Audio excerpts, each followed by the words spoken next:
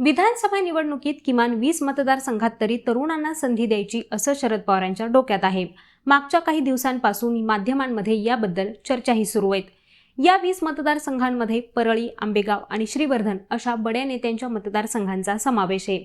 यातच कागल या मतदारसंघातही शरद पवारांच्या डोक्यात 2 तरुणांची नावं आहेत। अजितदादांसह शपथ घेणाऱ्या ज्या 8-9 मंत्र्यांचा पराभव करण्याची पवारांची मनोमन इच्छा आहे, त्यात कागलच्या हसन मुश्रीफांचाही समावेश आहे। तर लेट्स अप मराठीच्या निवडणूक स्पेशल सिरीजमध्ये पाहूयात कागलमध्ये मुश्रीफांविरोधात शरद पवारांच्याकडून कोण मैदानात असू शकतं। चांदा ते बांदा पुन्हा होणार धुमशान,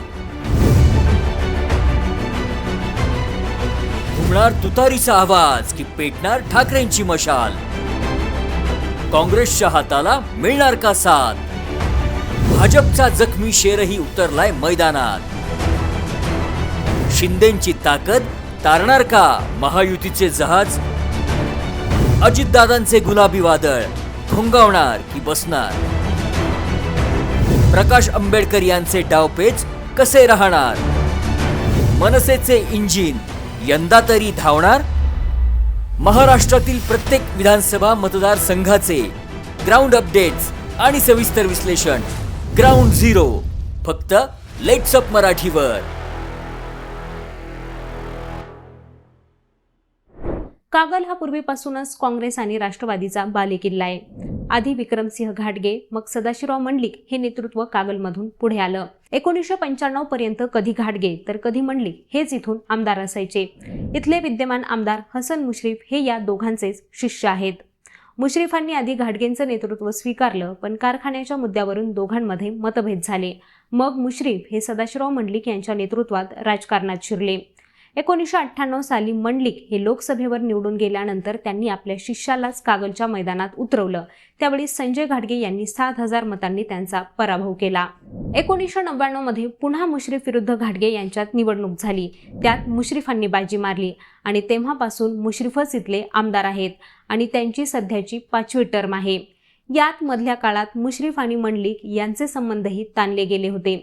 जिल्हा बँकेचं अध्यक्षपद नरसिंग गुरुनाथ पाटील यांच्याकडे द्यावं असा सदाशिवराव मंडलिक यांचा आग्रह होता।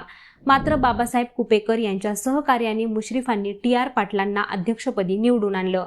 त्यानंतर मंडलिक आणि मुश्रीफ यांच्या वाटा वेगळ्या झाल्या आणि तेव्हा पवारांनी मुश्रीफांची पाठराखण केली।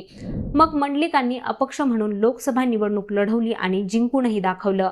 त्यानंतर त्यांनी मुश्रीफांच्या पराभवाचे कसोशीनं प्रयत्न केले आणि त्यासाठी संजय मंडलिकांनाही मैदानात उतरवलं, पण यामध्ये मुश्रीफ हे तरले। त्यानंतर मुश्रीफांनी कागलवर लक्ष केंद्रित ठेवलं। कागल पंचायत समिती, नगरपालिका अशा संस्था या राष्ट्रवादीच्या ताब्यात ठेवल्या। स्वतःच्या ताकदीवर स्थापन केलेल्या सरसेनापती संताजी घोरपडे हा खाजगी साखर कारखाना अल्पावधीतच नावारूपाला आणला। मंत्री म्हणून काम करताना विविध योजना राबवणारे आणि रुग्णसेवा करणारे आमदार म्हणून अशी त्यांची जिल्हाभरात ख्याती झाली। श्रावणबाळ योजना, संजय गांधी निराधार योजना अशा योजनांबद्दल मुश्रीफ आजही अभिमानाने सांगतात। मतदारसंघातील कोणत्याही रुग्णाचे मोफत उपचार किंवा मुंबईतील रुग्णालयांमध्ये मोठी ऑपरेशन्स हे मुश्रीफ करून घेतात, ते पण फ्रीमध्ये। कामगारांसाठीही विविध योजना सुरू करण्याचं श्रेय मुश्रीफांनाच जातं। एका बाजूला या चांगल्या गोष्टी असतानाच ईडी चौकशीच्या फेऱ्यात सापडल्याने मुश्रीफांची प्रतिमा झाकोळली गेली आहे। भ्रष्टाचाराचे आरोप आणि ईडीचा ससेमिरा यामुळे मुश्रीफांनी शरद पवारांविरोधात जाण्याचं धाडस केले असं म्हटलं जातं। आता विधानसभेला मुश्रीफांना पराभूत करण्यासाठी शरद पवारांनी फिल्डिंग लावायला सुरुवात केली आहे आणि या फिल्डिंगमध्ये शरद पवारांच्या डोक्यात 2 प्रमुख नाव आहेत। यात पहिलं नाव आहे ते भाजपचे नेते समरजित घाटगे आणि दुसरं नाव आहे ते गडहिंग्लजच्या माजी नगराध्यक्षा स्वाती कोरी यांचं। यात घाटगे यांच्यासाठी शरद पवार हे जास्त आग्रही असल्याचं बोललं जाते। गेल्या वेळी भाजपची उमेदवारी मिळावी यासाठी समरजित घाटगेंनी जोरदार प्रयत्न केले होते। यासाठी देवेंद्र फडणवीसांना त्यांनी 2 वेळेस कागलमध्ये आणून जोरदार शक्ती प्रदर्शनही केलं होतं। फडणवीसांनी सुद्धा घाटगेंना ताकद देत भाजपचं जिल्हाध्यक्षपद, म्हाडाचं अध्यक्षपद आणि राज्यमंत्रीपदाचा दर्जा दिला होता। पण जागा वाटपामध्ये हा मतदारसंघ शिवसेनेकडेच असल्याने इथं संजय घाटगेंना उमेदवारी मिळाली। त्यावर निराश न होता समरजित घाटगे यांनी अपक्ष निवडणूक लढवली आणि त्यात त्यांना 88,000 मतं मिळाली, तर मुश्रीफांना 1,16,000 इतकी मतं मिळाली आणि त्यांनी घाटगेंवर 28,133 मतांनी विजय मिळवला. आता हेच समरजित घाटगे यंदा शरद पवारांकडून उभं राहणार अशी चर्चा आहे.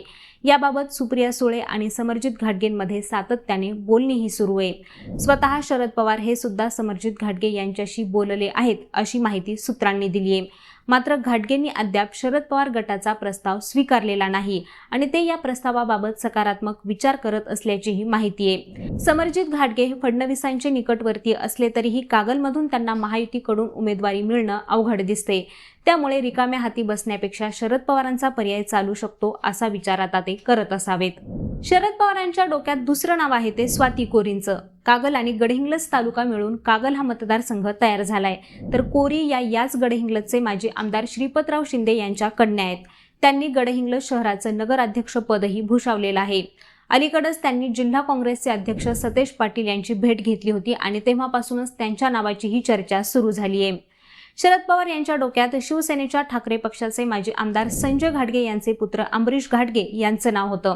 कागल पंचायत समिती सभापती, गोकुळ दूध संघ, जिल्हा परिषद सभापती अशा विविध संस्थांमध्ये त्यांनी काम केले.